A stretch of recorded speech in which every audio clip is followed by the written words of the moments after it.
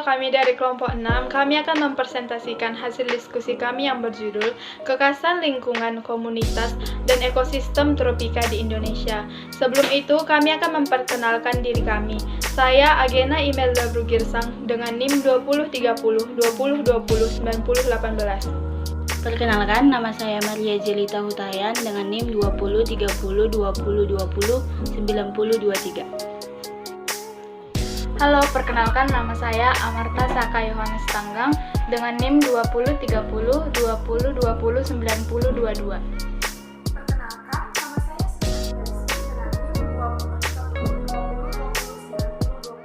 Perkenalkan, nama saya Devi Apriwati dengan NIM 2030 2020 9023. Sebelumnya, kami akan menjelaskan apa itu ekosistem dan komunitas. Ekosistem adalah suatu sistem ekologi yang di dalamnya terdapat hubungan timbal balik antara keanekaragaman spesies dengan siklus materi serta arus energi melalui komponen-komponen yang terdapat di dalamnya. Komunitas merupakan sekumpulan berbagai macam populasi makhluk hidup yang hidup dalam suatu wilayah tertentu.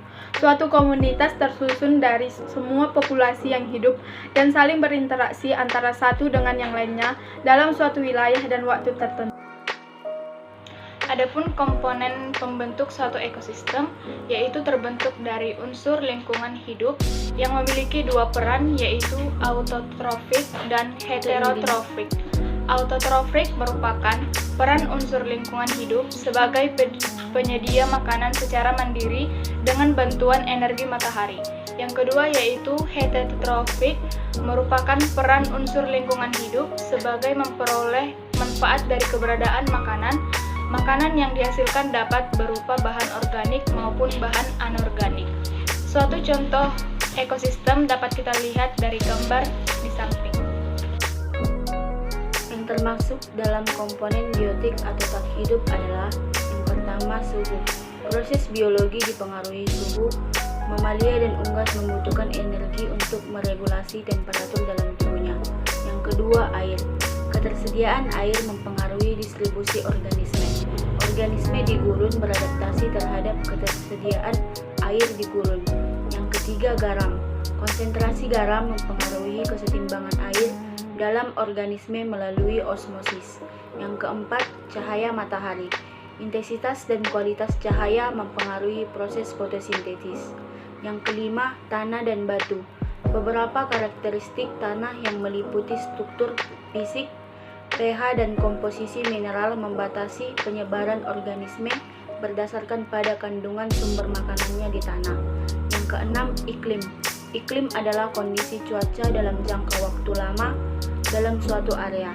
Iklim makro merupakan iklim global, regional, dan lokal. Dua, komponen abiotik adalah istilah yang biasanya digunakan untuk menyebut sesuatu yang hidup atau organisme. Komponen biotik adalah suatu komponen yang menyusun suatu ekosistem selain komponen abiotik atau tidak bernyawa. Yang pertama ada heterotrof atau oksigen. Komponen heterotrof terdiri dari organisme yang memanfaatkan bahan organik yang disediakan oleh organisme lain sebagai makanannya. Komponen heterotrof disebut juga konsumen makro atau makrotrof karena makanan yang dimakan berukuran lebih kecil. Yang tergolong heterotrof adalah manusia, hewan, jamur, dan mikrob. Yang kedua ada pengurai atau decomposer. Pengurai atau decomposer adalah organisme yang menguraikan bahan organik yang berasal dari organisme mati. Pengurai disebut juga konsumen makro atau saprotrof karena makanan yang dimakan berukuran lebih besar. Aerobik, oksigen adalah penerima elektron.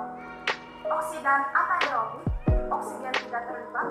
Bahan organik sebagai penerima elektron atau oksidan. Fermentasi, anaerobik, namun bahan organik yang teroksidasi juga sebagai penerima elektron. Ekosistem hutan hujan tropis merupakan suatu sistem ekologi pada suatu wilayah luas yang didominasi oleh kumpulan pohon-pohon tinggi yang di dalamnya terdapat keanekaragaman spesies yang terbentuk oleh daerah beriklim tropis dengan curah hujan yang tinggi dan suhu gelombang. Hutan hujan tropis ini mempunyai ciri-ciri yaitu terdapat berbagai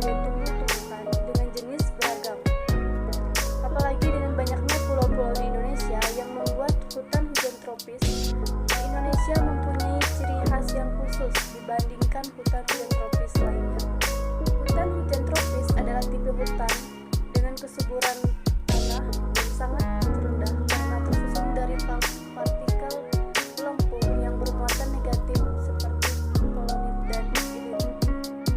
Macam-macam ekosistem di Indonesia. Yang pertama, hutan hujan tropis yang menjadi ciri khas Indonesia. Dilintasi garis khatulistiwa membuat Indonesia menjadi salah satu negara yang dianugerahi hutan hujan tropis yang sangat subur. Flora dan fauna di Indonesia sangatlah beragam. Itulah sebabnya Indonesia kerap menjadi sentra biodiversitas dunia. Gambarnya dapat kita lihat. Yang kedua yaitu hutan sabana yang membentang.